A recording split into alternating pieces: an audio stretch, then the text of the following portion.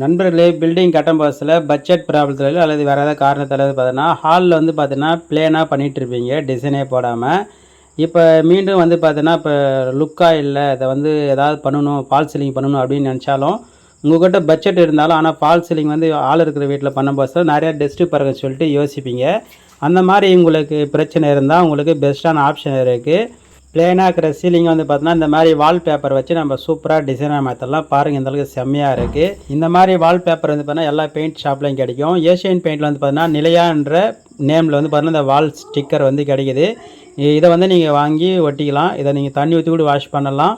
நல்லா தேய்ச்சியும் கழுவலாம். அந்தளவுக்கு குவாலிட்டியாக இருக்கும். இந்த வால்பேப்பர் 3 விதமான குவாலிட்டியில் கிடைக்கிது. நீங்கள் வந்து ஆன்லைன்லேயே வந்து செக் பண்ணி பார்க்கலாம், அல்லது பெயிண்ட் கடையிலையும் போயிட்டு விசாரிச்சுக்கலாம். இந்த வால்பேப்பர் வந்து சீலிங்லேயும் ஒட்டலாம், வால்ஸ்லேயும் ஒட்டலாம், கப்போர்ட்டில் ஒட்டலாம், எங்கே வேணாலும் ஒட்டலாம். நீங்கள் சீலிங்லேயும் வால்ஸில் ஒட்டுற மாதிரி இருந்தால் நீங்கள் வந்து பட்டி 2 கோடு பார்த்துட்டு தேய்ச்சிட்டு ப்ரைமருக்கு பதிலாக சீலர் அப்ளை பண்ணி அதுக்கப்புறம் ஒட்டணும்.